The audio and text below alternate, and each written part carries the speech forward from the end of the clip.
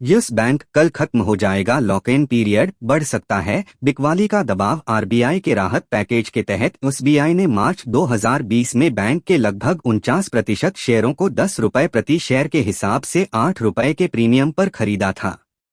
Exchange traded fund ETF के भी निकासी करने की संभावना है। यस बैंक निजी निवेशकों और ईटीएफ पर यस बैंक के शेयरों को 3 साल तक बेचने पर लगी भारतीय रिजर्व बैंक आरबीआई की रोक, लॉक इन पीरियड सोमवार को खत्म हो रही है। एनालिस्ट्स का कहना है कि ऐसे में यस बैंक के शेयरों पर बिकवाली का दबाव बढ़ सकता है। उनका अनुमान है कि सोमवार को निवेशक बैंक में अपने शेयर बेच सकते हैं। यस बैंक के प्रमुख निवेशकों में भारतीय स्टेट बैंक एसबीआई की अगुवाई में 9 बैंक शामिल हैं। आरबीआई के राहत पैकेज के तहत एसबीआई ने मार्च 2020 में बैंक के लगभग 49% शेयरों को 10 रुपए प्रति शेयर के हिसाब से 8 रुपए के प्रीमियम पर खरीदा था। एक्सचेंज ट्रेडेड फंड ईटीएफ के भी निकासी करने की संभावना है। एसबीआई के पास दिसंबर 2022 तक यस बैंक के 26.14% या 605 करोड़ शेयर थे।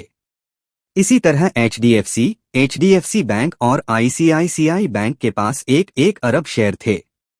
एक्सिस बैंक के पास 60 करोड़, कोटक महिंद्रा बैंक के पास 50 करोड़, फेडरल बैंक और बंधन बैंक के पास 30 करोड़ और आईडीएफसी फर्स्ट बैंक के पास 25 करोड़ शेयर थे।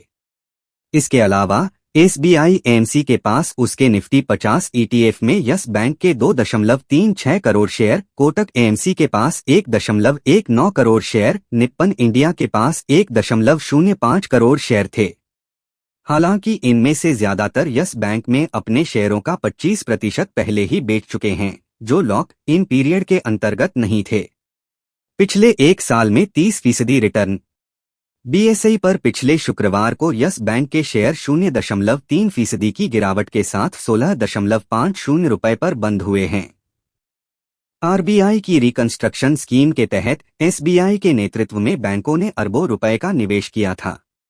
यस बैंक ने अपने निवेशकों को पिछले एक साल में 30% रिटर्न दिया है। पिछले साल 12 मार्च को इसके एक शेयर की कीमत 12.70 रुपए प्रति शेयर थी, जो आज के समय में बढ़कर 16.55 रुपए के भाव पर पहुंच गई है। यानी निवेशकों को 30% से ज्यादा का मुनाफा हुआ है।